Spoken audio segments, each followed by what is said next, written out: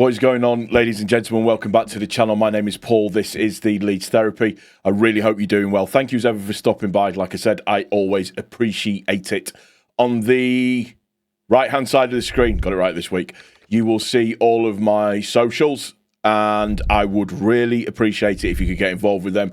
Specifically, if you could get involved with the YouTube one, because we know, I mention this at every single video now, views are fantastically important, but also as well as liking the videos, commenting on the videos as well, because what that means is that it gets pushed out to more people can see it, it helps the channel grow, but that's what YouTube base all of their bits and pieces on. Realistically, that's just the way that it goes. So if you could get involved with that, I would really appreciate it. So, as I said, we are here to discuss Leeds' win against West Ham United. I went to the game. You may have seen, you may not have seen, putting information out there on socials and stuff. I was in the Cheese Wedge last night. Big up to everybody that was in there. Phenomenal. My voice is a little bit croaky today, I'm not going to lie. A very, very stirring and putting hairs on the back of your neck rendition of Marching On Together. And then it was just constant singing throughout the entire match. And it was fantastic to see. I really enjoyed myself there with all of the people there. Great bunch of guys. God, I got thrown about quite violently when the second goal went in. I thought my leg was going to snap, but we all do it for the love of the game. When Okafor missed that sitter, I accidentally kidney punched somebody in the back. Didn't do it on purpose. It's just the way that it happened. So let's have a chat about the game. It was attritional in the second half. The first half was brilliant. Just the way that we played overall, what we did, what we managed to do. The extra time in the first half was nuts. 13 minutes was just silly. But overall, you can't knock it. We've said for the longest time that we need to be clinical. We need to take our chances. We need to be putting gilt-edged chances away to give ourselves the best opportunity of winning the game. And from what I saw last night, you know, great cross from Bogle. Okafor's there to try and head it in. Good save from Areola. The fact that he hasn't had a chant about nipples is beyond me. Good save from Areola. And Aronson there. Aronson, of all people, is there to tap in the rebound. I have to say, and I know I've been not hypercritical of him. I've never said that Aronson's had a bad game, just that he's not technically what we need on the right wing. He does his job, which is great. But last night is probably the best performance I've seen from him since Chelsea. Just, he covers every blade of grass. He was direct. We haven't seen him get past people for ages. And he made a mockery of the West Ham midfield in the second half when he ran past everybody and just did brilliantly. Really, really good. I'm really pleased for him. I know Graham Smith gave him a 9 out of 10. I would probably give him about an 8.5 out of 10.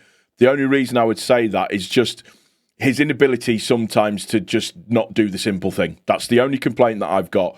Other than that, he was stellar last night. Absolutely stellar. And I'm pleased for him. I'm pleased because he probably sees some of the stick that he gets, some of it unjustified. He's there, he's reliable, he does what he needs to do. The second goal, corner from a Longstaff corner, brilliant. Just on 50 pence head. You can't call him 50 pence head anymore. Scoring seems to be a natural thing for Rodon, and just his overall stats out of the game. Pardon me, I'll just pull it out because it's worthwhile just mentioning it on purpose. Let me see. Where are we? There we go. So he did get man of the match or player of the game from the Premier League. For me, I thought it was a toss-up between him and Aronson. And for me, Aronson just edged it. But this is Rodon statistics versus West Ham. 92% pass accuracy, 64 touches, 44 out of 48 successful passes, 9 clearances, 7 headed clearances, 4 ball recoveries, 4 duels won, 3 out of 4 accurate long passes, 3 final third passes, 1 chance created, 1 shot on target, 1 tackle won, 1 block, 1 goal, Premier League player of the match. Rodon, for me, is our best central defender at the club. He's just brilliant. His reading of the game is very, very good. Last night, the ball that he put on for Okafor, like a little slide rule pass when he brought it forward, was great. Biol, obviously, in the squad for the first time. I like him. I think he's a no-nonsense, bit of a monstrous defender. Swept everything up really, really well. Headed the ball, cleared the ball, did what he needed to do. Loved the little interaction with him and Wilson. When Wilson went to push it, when he shoved him to, he just basically bundled Wilson over. Wilson got up, shoved him. There's a bit of a shoving match between the two. And I like that. I enjoy watching that kind of carry on. Goodmanson was playing brilliantly, just like Goodmanson does, but obviously injured in the first half. Back issue, I believe, had to come off, and James Justin came on, who, for me, did not put a foot wrong last night. I thought he was absolutely brilliant. To say that the only left-footed player that we had on the pitch after that, well, I don't think we did have. I think everybody was right-footed. Apart from Okafor, everybody was right-footed. But Justin played very, very well for me. I was really pleased at his performance. He got forward well, tackled well, just great all round. Bogle is Bogle. He made Somerville look useless. And for, people saying he's better attacking and that he was defending, there was 4 very, very solid challenges that he put in, and that's exactly what you want to see. Across the midfield, we had Tanaka. Tanaka was fine. Tanaka's good at bringing the ball forwards. Tanaka is good at kind of advancing at the same time as well. He got out-muscled a couple of times, but again, you have to remember playing in the Premier League. He hasn't done it very much, but I was pleased with what I saw. Longstaff is just Longstaff. I think he needs drug testing after every game, because what he does during the game, the blade of grass that he covers, or the blades of grass that he covers, are just absolutely brilliant. Ampadu, probably one of his best games for a very, very long time. The only mistake he made was in the second half. He let Fernandez basically ghost in for the Bogle cross. For the Bowen cross, and get it to put forward. But he let him ghost in. So that's his only... That and shooting with his left foot, which was funny. And yeah, Longstaff did the same thing as well. Longstaff tried to pass the ball onto Aronson, and he should have taken the shot. The room was there for him to take the shot.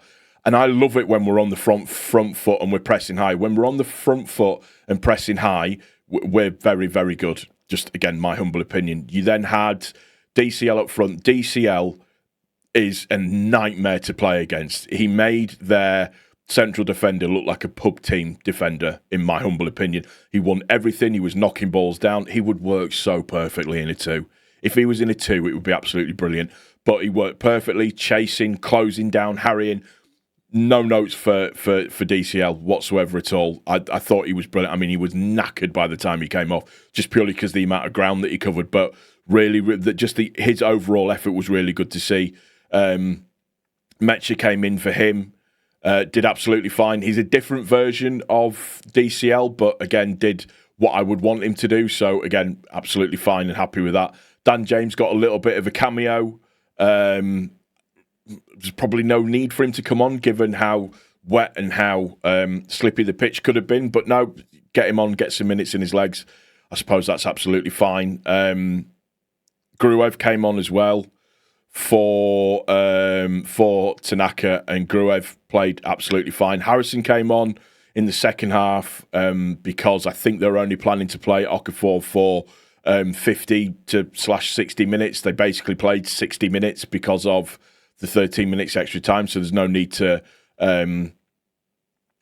put any more undue pressure onto him. So fine. Once Harrison came on, Okafor, I thought, had a really, really good game. You could see he wasn't quite up to speed, but the bits and pieces that he did were just absolutely brilliant. And that shot in the first half where he nearly bends it round Areola to perfection. He just frightens defenders. He does everything that you want him to do. He's a skillful, direct winger, which is exactly what you want. Obviously, with Harrison in the second half, it's a slightly different. Harrison's much more defensive in that vein. Harrison did fine, but what Harrison does is he makes us a little bit more defensive on that basis. But Perry as well. Perry did good. I thought Perry's commanded his box very well, came for long balls, got them, saved very, very well, laid on the ball, did everything that he absolutely needed to do. Just like I said, all round, very, very good performance. That first half that we played was very much akin to Everton and Newcastle in terms of just being on it and on it and on it massively. Now, in the second half, this is where I have a slight, not issue, but just in terms of the frustration of it. We sat way too deep in the second half. We let them have so much of the ball that eventually something was going to happen, and they get the consolation goal in, the 90th minute. So, and then it was everybody were biting the fingernails for the last 4 minutes. But what I would, it's difficult as well, and this is something that I do criticise Farke for, is being very pragmatic in his approach to football games. But on this one, when you look a little bit deeper into it, I would kind of say that probably everybody was knackered anyways because of this illness bug that had swept through the squad, the little injuries that have stepped in and caused a few problems. But the people that came into the team played absolutely brilliantly. Perry was fine, Biol was fine,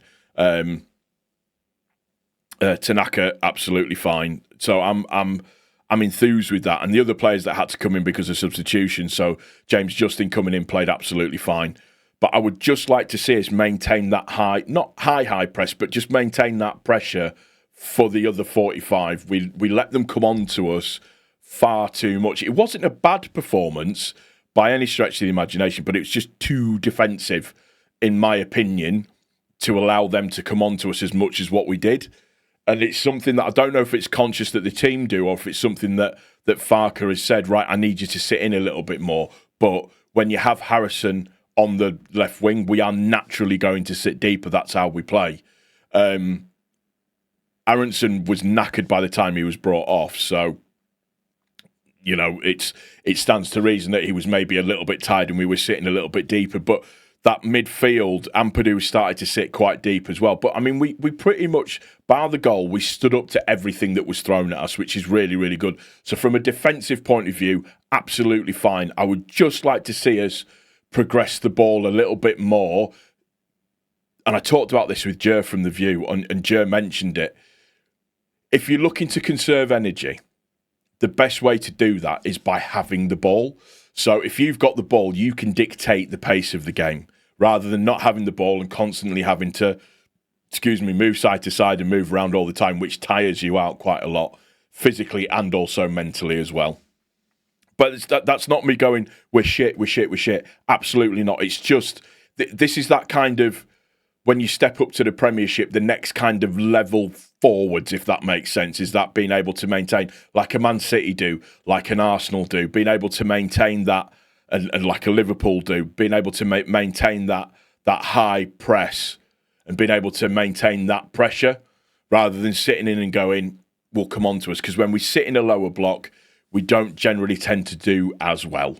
So that's the only criticism that I've got. Game itself was absolutely brilliant.